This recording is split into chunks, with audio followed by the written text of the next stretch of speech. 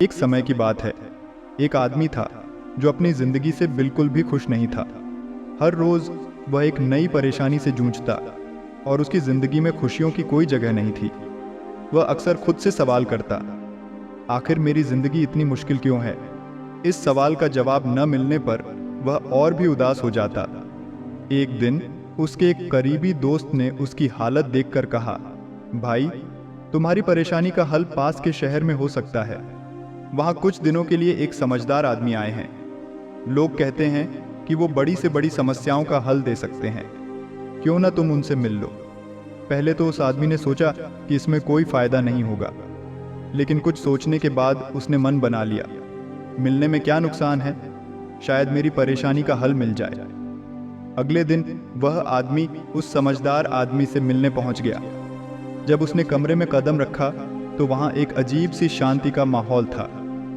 कमरे के बीचों बीच एक साधारण सी चटाई पर एक बुजुर्ग आदमी बैठे हुए थे। उनकी आंखों में गहराई और चेहरे पर एक अजीब सी चमक थी।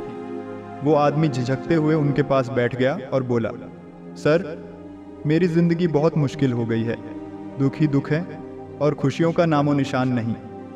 इसके बाद उसने अपने जीवन की सारी परेशानियां एक एक करके उन्हें बताईं। रोजगार की चिंता, परिवार के झगड़े और खुद की उदासी। उसने दुखी स्वर में कहा, मैंने बहुत कोशिश की पर हर बार मुझे बस नाकामी ही मिली। कृपया मेरी मदद कीजिए। बुजुर्ग आदमी ने गहरी नजरों से उसकी ओर देखा, मानो उसकी हर बात को समझ रहे हों। फिर उन्होंने हल्की मुस्कान के साथ पूछा, क्या तुम मुझे बता सकते हो कि इस कमरे में कितनी लाल रंग की चीजें हैं? ये सवाल सुनकर वह आदमी हैरान रह गया। उसने सोचा, मैं अपनी परेशानियां लेकर आया हूं और ये मुझसे रंगों के बारे में पूछ रहे हैं। लेकिन फिर भी उसने कमरे को ध्यान से देखा। उसने कहा, यहाँ एक लाल तकिया है, वो लाल सेब है और आपकी चटाई भी लाल है। कमरे में कई लाल रंग की चीजें हैं। बुजुर्ग आदमी ने मुस्कुराते हुए कहा, बहुत अच्छा, अब बिना इधर उधर देखे ये बताओ कि यहाँ कितनी नीले रंग की चीजें हैं? आदमी थोड़ा उलझन में पड़ गया। उसने कहा, सर, मैंने नीले रंग पर ध्यान ही नहीं दिया, तो मैं कैसे बता सकता हूं? बुजुर्ग आदमी ने धीरे से कहा, बिल्कुल सही। जब तुम्हारा ध्यान सिर्फ लाल रंग पर था तो तुम्हें नीला रंग दिखाई ही नहीं दिया। फिर उन्होंने गहरी बात कही, जिंदगी भी इसी तरह है। जब तुम सिर्फ दुख और परेशानियों को देखोगे तो तुम्हें खुशी और अच्छे पल नजर ही नहीं आएंगे। ये बात सुनकर आदमी के मन में सवाल उठा, क्या मेरी जिंदगी में भी खुशी है जिसे मैं देख नहीं पा रहा?